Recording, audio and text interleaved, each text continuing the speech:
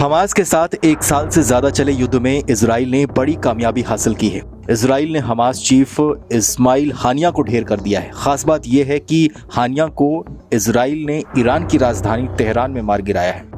Hamas chief Ismail हानिया मंगलवार यानी 30 जुलाई को ईरान के नए राष्ट्रपति मसूद पेजेश्कियान के शपथ ग्रहण समारोह में शामिल हुआ था। इस दौरान हानिया ने ईरान के सर्वोच्च नेता अयतुल्ला अली खमेनी से भी मुलाकात की थी।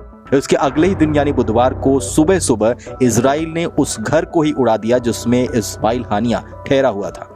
ईरान के इस्लामिक रेवोल्यूशनरी गार्ड कॉर्प्स ने बयान जारी कर कहा कि हमला तेहरान में हानिया के ठिकाने को निशाना बनाकर किया गया। इसमें हमास चीफ के साथ साथ उसका एक बॉडीगार्ड भी मारा गया है।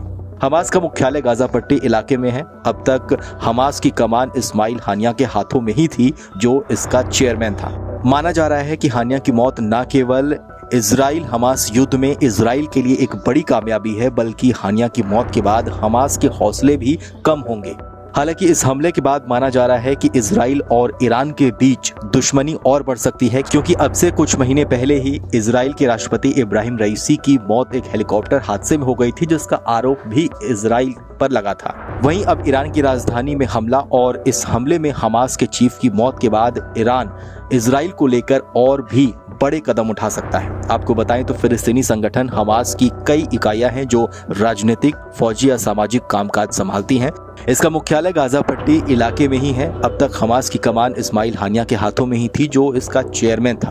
उसने 2017 में खालिद मेशान के उत्तराधिकारी के तौर पर यह कमान संभाली थी। वो कतर की राजधानी दोहा में रहता था और वहीं से हमास का कामकाज वो देखता था। दरअसल मिस्र ने उसके गाजा आने पर रोक लगा रखी थी।